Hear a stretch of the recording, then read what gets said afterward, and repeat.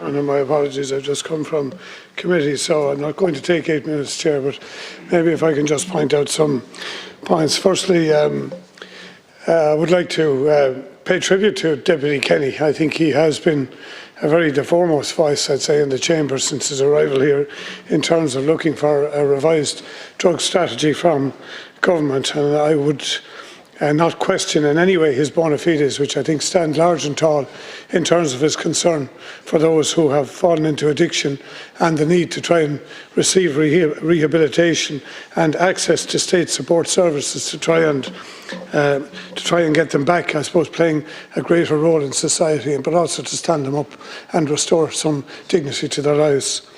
Drug addiction is a scourge, and I think we have to be careful in terms of legislation that we're proposing as to whether or not we are potentially opening up avenues that might increase that vista rather than reduce it.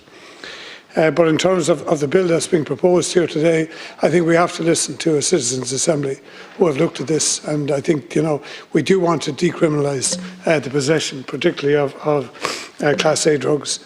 And I made the point to someone recently, a family that I know, that their son was found in possession of a small amount of drug at 18 years of age. I don't know why he ended up getting a conviction, but he did. And the problem after that was he was quite good at sport and could not travel to the US because he's barred from getting a visa there because of that conviction. So criminalising people for this is not the way forward, and I think government has actually probably made mention of that in recent days. I would like to say, Chair, that one of the big deficits that we have in the country at present is how we deal with the social problems that people are facing. And I think we try to throw money at problems, not really understanding how they come about. And I am close to Ashari in Waterford, and I want to commend the work that is done by that organisation. And they see a lot of people who are, I would say, have family trauma. And that is a road, without a doubt, into drug addiction. And that is a societal problem. It is very hard to get at the nubs of it. There's so many reasons for it, but certainly impoverishment is one of the main ones, and a lack of access to education, to mentoring, to role models.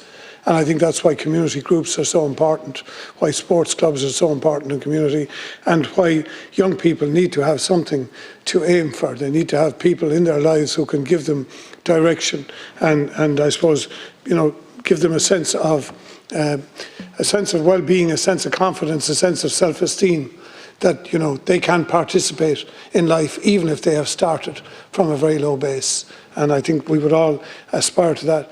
In terms of where this legislation might go, I would point out, and there is a lot of medical evidence to suggest that cannabis and cannabis resin is not the drug it was 20, 30 years ago.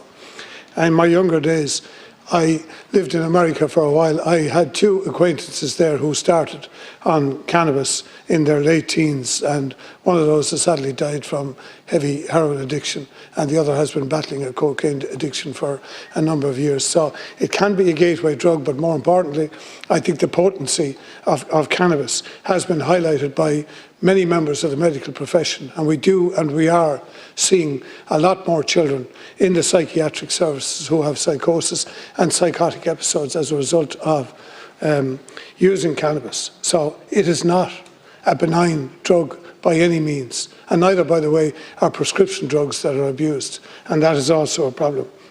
But in the round, Chair, I want to, as I say, congratulate Deputy Kenny on what he is trying to achieve here. I think we do have to make this a public health, as has been said. This is a public health problem. It is not a criminal problem. We do have the problem with drugs in terms of we've a lot of people who are making a lot of money out of the drug industry in this country, and we have a lot of social deprivation because of drug addiction.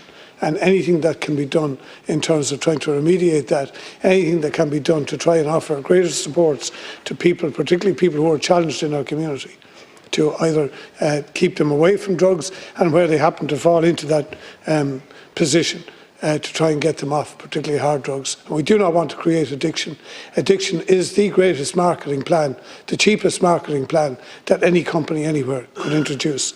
and I think we do have to make people aware of the dangers of it. But I understand there are some people, and maybe it is their right, and it is certainly in other European countries, if they want to dabble in Class A drugs.